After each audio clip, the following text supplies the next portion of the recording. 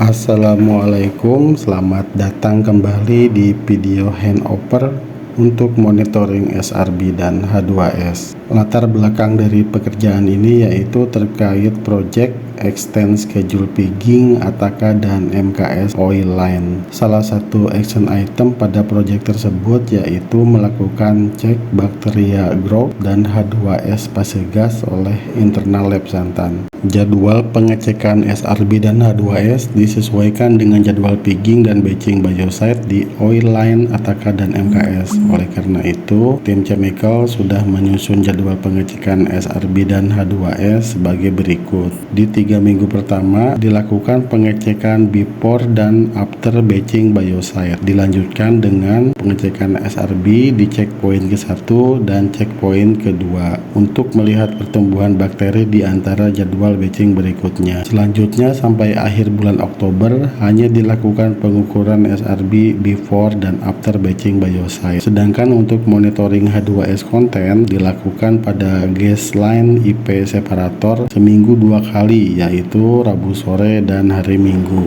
Berdasarkan aktivitas aktual di lapangan dalam minggu ini, jadwal batching biosite di Serang yaitu hari Selasa dan hari Rabu, sedangkan jadwal batching biosite di Ataka oil line yaitu hari Selasa. Jadi antara jadwal yang disusun oleh tim chemical dengan jadwal batching tidak sama. Silahkan komunikasi dengan tim chemical di lapangan terkait aktual batching biosite di oil line Ataka dan MKS kapan dilakukan, dan silakan beri tanda warna hijau pada jadwal monitoring. Selama program monitoring ini sebaiknya selalu diukur SRB sebelum dan setelah batching biosite. Bakteri pereduksi sulfat anaerob berada di mana-mana, termasuk di lingkungan industri pengolahan dan penyimpanan minyak dan gas bumi. Mikroorganisme ini berkontribusi menimbulkan korosi, sehingga perlu dipantau dan dikendalikan untuk mencegah kerusakan yang disebabkan oleh aktivitas metabolisme mereka.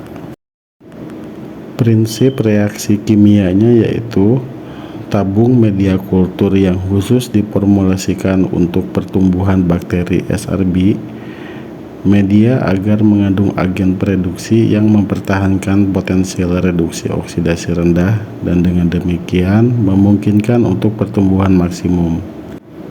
Ketika SRB tumbuh dalam media ini, sulfat direduksi menjadi sulfida dan endapan hitam besi sulfida terbentuk.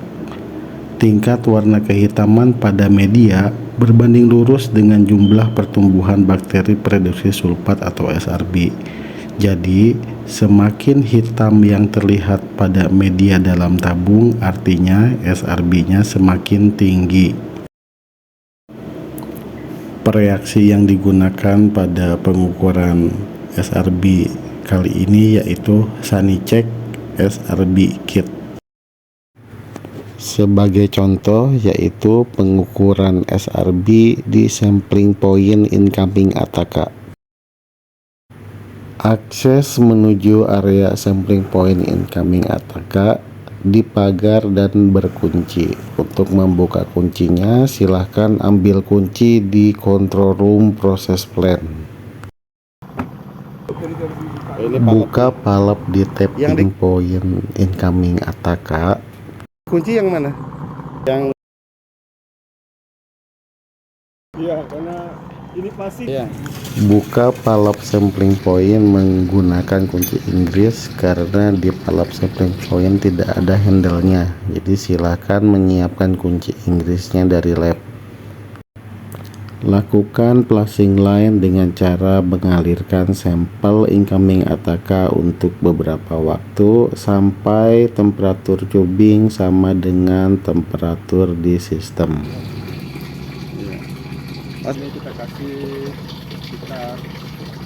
Buka tabung dengan melepas segel pelindung. Tambahkan 2-3 tetes mineral oil ke dalam tabung.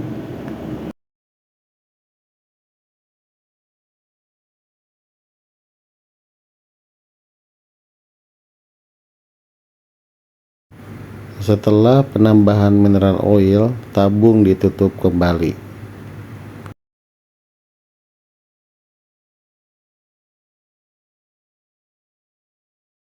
Kenapa? Siapkan wadah sampel, nanti sampel diisi sampai tanda batas. Oh, oke. Isi sampel sampai tanda batas. Diusahakan sedikit mungkin ada lapisan minyak karena SRB tumbuh di layer air dan di interface. Keluarkan steril aplikator menggunakan klip. Aligator ya. Kalau di aligator. Benamkan aplikator ke dalam sampel selama 5 detik. Direndam berapa lama? Terendam ya? Terendam semua ya? Iya. Terendam semua. Buang kelebihan sampel yang terbawa pada steril aplikator dengan cara menempelkannya ke dalam tutup wadah sampel. Udah, jadi colok lah. Nggak perlu di ini nih. Nggak perlu apa namanya? Langsung colok aja ya? Colok ya. Usahakan kalau bisa. Dorong aplikator ke dalam tabung sampai sekitar permukaan media. Miring dia gitu lah. Iya. Steril aplikator berada di tengah-tengah media tabung. Oke, rata tengah.